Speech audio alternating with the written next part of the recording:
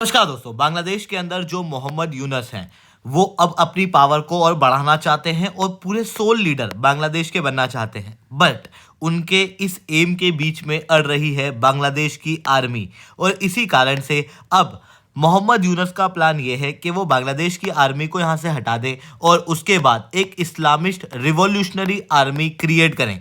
इस तरीके की चीजें होती हुई बांग्लादेश के अंदर दिखाई दे रही हैं। मोहम्मद यूनस ने ऑलरेडी बांग्लादेश की आर्मी को डिफेम करना शुरू कर दिया है। अब इससे मोहम्मद यूनस का क्या फायदा होगा और किस तरीके से बांग्लादेश के अंदर ये इस्लामिक मिलिट्री कू चल रहा है, इसे मैं डिटेल में आप लोगों के साथ में चर्चा करूंगा। पर उसके पहले आप लोग मेरे साथ में SRC10 टेलीग्राम ग्रुप के ऊपर जुड़ सकते हो। मेरे क्लास की अपडेट पीपीटी PDF सब कुछ आपको मिल जाएगी। यूपीएससी CSE की तैयारी करना है, इंडिया के टॉप एजुकेटर से ऑफलाइन क्लास के अंदर पढ़ना है तो आप लोगों के पास में अच्छा मौका है। अनअकैडमी अब केवल ऑनलाइन ही रहा है, अनअकैडमी अब ऑफलाइन भी आ चुका है। हमारे सेंटर्स ऑलरेडी खोले जा चुके हैं। अगर आप हमारे सेंटर्स पे जुड़ना चाहते हो, बिल्कुल से आप इस नंबर पे कॉल करके फर्दर इंक्वायरी प्राप्त कर सकते हो कि कोर्स कितने का है, क्या क्या बेनिफिट मिलेंगे। इसके अलावा अगर आप प्रीलिम्स 2025 देने वाले हो तो देखो, आपने अक्सर ये ऑब्जर्व किया होगा कि कुछ बच्चे जो होते हैं उनके मार्क्स आते हैं कट ऑफ से 1-2 मार्क्स नीचे। वही कुछ उन्हीं के रूम पार्टनर्स होंगे जो कि फॉरेस्ट सर्विस का कट ऑफ भी क्लियर कर जाते हैं। मतलब दोनों बच्चों के अंदर लगभग 20 से 25 मार्क्स का अंतर रहता है। और बेसिकली इन दोनों ही प्रकार के बच्चों ने सेम प्रकार की किताबें पढ़ी होती हैं, वही लक्ष्मीकांत, वही सारी किताबें। तो फिर मार्क्स में इतना डिफरेंस क्यों है? देखो, कुछ मटेरियल ये लोग एक्स्ट्रा पढ़ते हैं जिनके मार्क्स ज़्यादा आते हैं। ये मटेरियल है प्रीवियस ईयर के क्वेश्चन, प्रीलिम्स के मॉक टेस्ट, NCERTs और करंट अफेयर्स की मैगजीन, साथ में इंडिया ईयर बुक। अगर आपको भी इन डॉक्यूमेंट को पढ़ना है तो नीचे डिस्क्रिप्शन के अंदर मैंने लिंक दी हुई है, वहां पर जाके आप इन्हें डाउनलोड कर सकते हो। चलिए दोस्तों, आप समझने का प्रयास करते हैं यहाँ पर हुआ क्या है। देखो, बांग्लादेश के अंदर जो शेख हसीना है उनके loyalist former home minister Asaduzzaman Khan Kamal द्वारा रिसेंटली ये आरोप लगाया गया कि बांग्लादेश के जो आर्मी चीफ हैं वो एक इस्लामिस्ट टेररिस्ट और अपनी आर्मी के अंदर इसी प्रकार के लोगों को प्रमोट कर रहे हैं। इवन बांग्लादेश के अंदर जो अगस्त के अंदर मिलिट्री कू हुआ था उसके अंदर बांग्लादेश की आर्मी का और ISI का एक बहुत इंपॉर्टेंट रोल था और इन्होंने मिलके ही बाद में यूनस सरकार को बनाया था। ऐसी कंडीशन में जो यूनस सरकार है उसके ऊपर आ जाती है बांग्लादेश की आर्मी, क्योंकि बांग्लादेश की आर्मी ने यहाँ पर यूनस सरकार को बिठाया और उसके बाद से जो यूनस सरकार है वो लगातार इस्लामिस्ट रूल को स्थापित करने का प्रयास बांग्लादेश के अंदर कर रहे हैं। और आप क्लियरली यहाँ पर देख सकते हो कई सारे ऐसे स्टेप इनके द्वारा लिए गए, जैसे हिंदू माइनॉरिटीज़ के ऊपर अटैक हो रहा है पर वहाँ पर मोहम्मद यूनस कुछ भी नहीं कह रहे। दूसरी तरफ जो आतंकवादी संगठन है उनके लीडर को न केवल आज़ाद किया जा रहा है बल्कि इवन एडमिनिस्ट्रेशन के अंदर भी उनको बिठाया जा रहा है। ये सारी चीज़ें दर्शाती है कि जो मोहम्मद यूनस हैं उनकी सरकार इस्लामिस्ट रूल को काफ़ी सपोर्ट करती है और इवन जो इस्लामिक एक्सट्रीमिस्ट लोग हैं उनका इन्फ्लुएंस काफ़ी ज़्यादा है मोहम्मद यूनस के ऊपर। या मैं इसे थोड़ा सा ट्विक करके ऐसे भी कह सकता हूँ कि मोहम्मद यूनस को पीछे से सपोर्ट कर रहे हैं इस्लामिक एक्सट्रीमिस्ट, जिहादिस्ट, और ये बांग्लादेश के अंदर पूरी तरीके से एक रूल लाना चाहते हैं जो कि कंप्लीटली इस्लामिक रूल होगा। ये सब मोहम्मद यूनस की मदद से ये लोग करना चाहते हैं। बट मोहम्मद यूनस ये जो अल्टीमेट पावर में आना चाह रहे हैं इसके अंदर आर्मी एक बड़ा रोड़ा है। क्योंकि अगर मैं आर्मी के स्ट्रक्चर की बात करूं बांग्लादेश के अंदर अभी के समय पे, तो बांग्लादेश के अंदर आर्मी में 2 प्रकार के लोग देखने को मिलते हैं। एक प्रकार के लोग ऐसे हैं जो कि शेख हसीना और आवामी लीग को सपोर्ट करते हैं।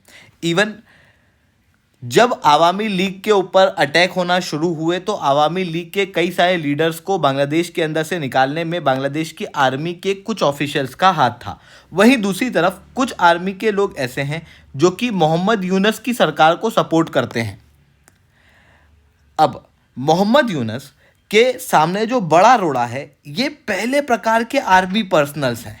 ऐसी कंडीशन में मोहम्मद यूनस ने बांग्लादेश की आर्मी को टारगेट करना शुरू कर दिया है, उनको पूरी तरीके से डिफेम करना शुरू किया है, जहां पर ह्यूमन राइट के वायलेशंस के एलिगेशंस लगाए जा रहे हैं, आवामी लीग को सपोर्ट करने के एलिगेशंस लगाए जा रहे हैं। और इन सारे एलिगेशंस के बीच आवामी लीग के साथ में अब आर्मी को भी हटाकर एक इस्लामिक रिवॉल्यूशनरी आर्मी सेट करने की प्रयास मोहम्मद यूनस द्वारा किया जा रहा है। इसके अंदर मोहम्मद यूनस ये करेंगे कि जो आवामी लीग के लोग हैं जो कि आर्मी के अंदर हैं उनको ही हटा देंगे, और जो प्रो यूनस लोग हैं आर्मी के अंदर उनको ये इस्लामिक रिवॉल्यूशनरी आर्मी के अंदर कन्वर्ट कर देंगे। तो इस तरीके की चीज़ें यहाँ पर की जा रही है, और इसकी वजह से एक बड़ा इफेक्ट आने वाले समय में पड़ने वाला है इंडिया की सिक्योरिटी के ऊपर भी। देखो, इस्लामिस्ट लोग डायरेक्टली बांग्लादेश के अंदर पाकिस्तान के सपोर्ट में हैं, और इवन ये लोग पाकिस्तान के साथ में कोऑपरेट भी करते हैं ताकि इंडिया के अंदर इनस्टेबिलिटी लाई जा सके। तो आईएसआई के साथ में मिलके अगर ये इस्लामिस्ट रूल और ज़्यादा मजबूत हो जाता है तो आईएसआई के साथ में मिलके इंडिया के खिलाफ और ख़तरनाक एक्शन बांग्लादेश लेता हुआ दिखाई देगा। ऐसी कंडीशन में मोहम्मद यूनस की सरकार को हटाना बहुत ज़्यादा आवश्यक है। अब बात आती है कि मोहम्मद यूनस की सरकार को हटाना आवश्यक है, और मोहम्मद यूनस जो है वो ऑलरेडी आर्मी को टारगेट करने का प्रयास कर रहे हैं ताकि आर्मी भी हट जाए और मोहम्मद यूनस जो है वो कंप्लीट अथॉरिटी बांग्लादेश के अंदर बन जाए। तो फिर आर्मी इसके रेफरेंस में क्या कर रही है? आर्मी बांग्लादेश के अंदर कुछ भी नहीं कर रही है। पूरे समय पर इंडिया के ऊपर एलिगेशन, इंडिया के साथ में बॉर्डर एग्रीमेंट तोड़ने की बातचीत जो है वो बांग्लादेश की आर्मी द्वारा की जाती है, जबकि बांग्लादेश की आर्मी बहुत अच्छे से जानती है कि वो पूरी तरीके से अपनी सिक्योरिटी के लिए इंडिया के ऊपर डिपेंडेंट है। 94% तक बांग्लादेश की बॉर्डर जो है वो इंडिया के साथ में शेयर होती है, और इंडिया बांग्लादेश की बॉर्डर जो है वो दुनिया की सबसे कॉम्प्लेक्स बॉर्डर में से एक है, जहाँ पर आप देखोगे तो इंडिया, फिर उसके अंदर बांग्लादेश, फिर बांग्लादेश के अंदर फिर इंडिया, फिर इस इंडिया के अंदर फिर बांग्लादेश के एन्क्लेव आपको देखने को मिलेंगे। एक्चुअल में ये इशू बहुत ही पुराना है, जो कि मैंने अपनी इस वीडियो के अंदर कवर किया हुआ है। अगर आप डिटेल में जानना चाहते हो कि ये इनक्लेव किस तरीके से बने तो आप मेरी इस वीडियो को जाके देख सकते हो। बट आप ये क्लियरली देख सकते हो कि बांग्लादेश और इंडिया के बीच की जो बॉर्डर है वो कितनी ज़्यादा कॉम्प्लेक्स है, और इसी कॉम्प्लेक्सिटी को हल करने के लिए इंडिया और बांग्लादेश ने कई सारे बॉर्डर एग्रीमेंट जो है वो आपस में साइन किए थे, और इसके अंदर उल्टा भारत ने बांग्लादेश को ज़्यादा ज़मीन दी थी।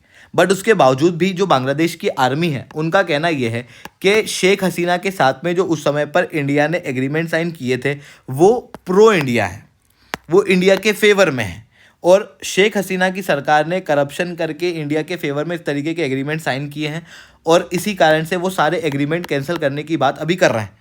पर अगर हम रियलिटी में देखें तो भारत ने 111 इनक्लेव बांग्लादेश को दिए हैं, और बांग्लादेश ने इससे आधे के आसपास नंबर जो है वो भारत को दिया है। लगभग 59 के आसपास इनक्लेव बांग्लादेश ने भारत को दिया है, जो कि क्लियरली दर्शाता है कि जो एग्रीमेंट था ये बांग्लादेश के फेवर में था और ओवरऑल रूप से इस रीजन की सिक्योरिटी के लिए था।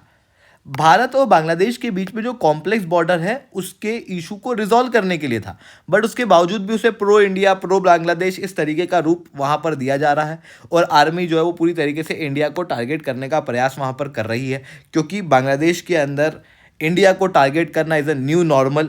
जो इंडिया को टारगेट करता जाएगा वो शायद ज़्यादा पॉपुलर होता जाएगा। इसी कारण से बांग्लादेश की आर्मी जो है वो इस तरीके के स्टेटमेंट दे रही है। ऐसी कंडीशन में जो यूनस सरकार है और आर्मी है, ये दोनों टारगेट तो इंडिया को कर रही हैं, पर ये दोनों अंदर से एक नहीं है, ये दोनों आपस में अलग अलग सिस्टम के रूप में दिखाई दे रही है। यूनस सरकार जो है वो आर्मी को टारगेट कर रही है, और आर्मी जो है वो इंडिया को टारगेट करते हुए यहाँ पर दिखाई दे रही है। तो फिर बात आती है कि यूनस की अथॉरिटी को यहाँ पर चैलेंज कौन कर सकता है। देखो, मोहम्मद यूनस जो है वो यहाँ के प्राइम मिनिस्टर नहीं है, ये इंटरिम गवर्नमेंट के एक लीडर हैं। ऐसी कंडीशन में जैसे ही यहाँ पर चुनाव होते हैं मोहम्मद यूनस यहाँ से जा सकते हैं। ऐसी कंडीशन में इम्पॉर्टेंट है बांग्लादेश के अंदर चुनाव कंडक्ट कराना, और उसी का प्रयास यहाँ पर लगातार बीएनपी पार्टी और इंडिया द्वारा किया जा रहा है। इंडिया भी इंटरनेशनल लेवल पे प्रेशराइज कर रहा है बांग्लादेश को कि यहाँ पर चुनाव कराए जाए और डेमोक्रेसी जो है वो रीस्टेब्लिश की जाए। तो ये सारी चीज़ें यहाँ पर होती हुई दिखाई दे रही है। आई होप ये सारी बातें आपको समझ में आई होंगी। लेक्चर अच्छा लगा तो लाइक करना, लेक्चर बहुत अच्छा लगा नीचे 7 रिटर्न कमेंट करना। यूपीएससी सीएससी की तैयारी करना, इंडिया के टॉप एजुकेटर से ऑफलाइन क्लास के अंदर पढ़ना है, आप लोगों के पास में अच्छा मौका है। अनअकैडमी अब केवल ऑनलाइन ही रहा है, अनअकैडमी अब ऑफलाइन भी आ चुका है। दिल्ली, करोल बाग, मुखैना के अंदर, प्रयागराज से सिविल लाइन्स, बिहार के पटना के अंदर ऑलरेडी हमारे सेंटर्स खोले जा चुके हैं। अगर आप हमारे सेंटर्स पर जुड़ना चाहते हो बिल्कुल से जुड़ सकते हो। नीचे डिस्क्रिप्शन के अंदर मैंने लिंक दी हुई है, वहाँ से या फिर इस नंबर पे आप कॉल करके डायरेक्टली हमारी टीम से बात कर सकते हो। इसके अलावा अगर आपको फ्री स्टडी मटेरियल चाहिए, फॉर एग्जांपल प्रीवियस ईयर के क्वेश्चन, प्रीलिम्स के मॉक टेस्ट, एनसीईआरटी के नोट्स की समरी, करंट अफेयर्स की मैगजीन और इंडिया ईयरबुक की समरी, तो ये सब कुछ आपको फ्री ऑफ कॉस्ट नीचे डिस्क्रिप्शन के अंदर दी हुई लिंक के अंदर मिल जाएगा। ठीक है दोस्तों, आज के लिए इतना ही। That's all from my side. जय हिंद, जय भारत।